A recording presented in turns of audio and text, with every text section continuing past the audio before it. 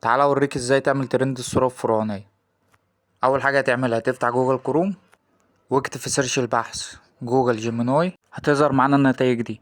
نختار اول عنوان وبعدين نيجي على علامة السهم دي ونبتدي نضيف الصورة. اهم حاجة الصورة تبقى ملامح وشك باينة عشان الصورة تطلع شبه الحقيقة بالظبط.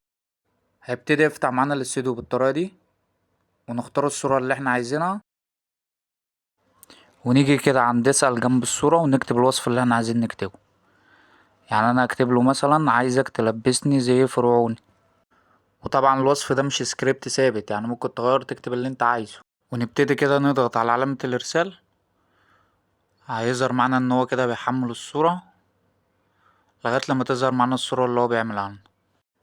وزي ما انت شايف كده دي الصورة العملية. بصراحة الصورة ممتازة جدا، يعني الوان جميلة وماتيريال جميلة، وفي نفس الوقت ممكن تحملها بدقة عالية. بس لو نفترض مثلا الصورة مش عاجباك او مش هو ده الشكل اللي انت عايزه، فترجع تاني عند اسأل وتكتب له اللي انت عايزه. يعني انا ممكن ارجع واكتب له عدل على الملابس والالوان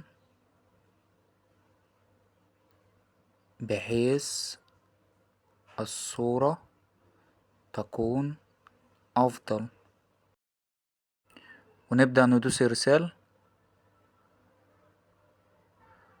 هنبص كده هنلاقيه بيحمل معانا صورة تانية، ودي الصورة الجديدة اللي عملها عنها، بس برضو مثلا مش عاجباني او مش هي دي اللي انا عايزها.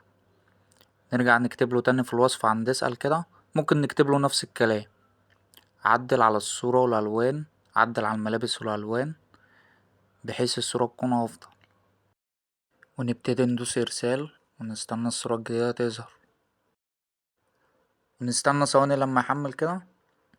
هنلاقي الصورة الجديدة ظهرت معانا بالطريقة دي، بس برضو مش عاجباني، يعني حاسس ان الصورة اللي في الاول كانت افضل منها. تقريبا هو ما عملش حاجة بس غير ان هو وسع اللبس شوية. يعني لو جينا نبص على النتائج اللي عملناها الاول هنلاقيها افضل بكتير. النص كم على فكرة احلى من الكم، فممكن نرجع مثلا نعدل عليها تاني، نخليها مثلا بنص او نخليها بدون اكمام خالص. متهيألي بدون اكمام افضل. نرجع نكتب له كده عند اسأل عدل على الملابس بحيث تكون بدون اكمام. نخليها بدون اكمام خالص، متهيألي القط يبقى احلى في اللبس الفرعوني ده.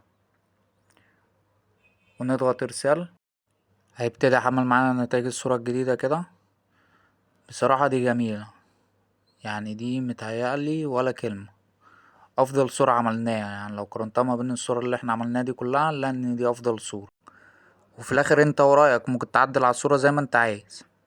يعني لو واحدة ست مثلا ممكن تخليها لابسة طرحة، ممكن تخليها لابسة تاج، ممكن تخليها من غير، تقدر تعمل اللي انت عايزه.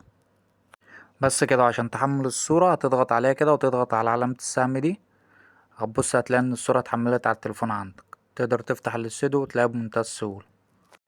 واخيرا لو الفيديو عجبك متنساش تدوس لايك وتشترك في القناة وتفعل زر الجرس عشان يوصلك كل جديد.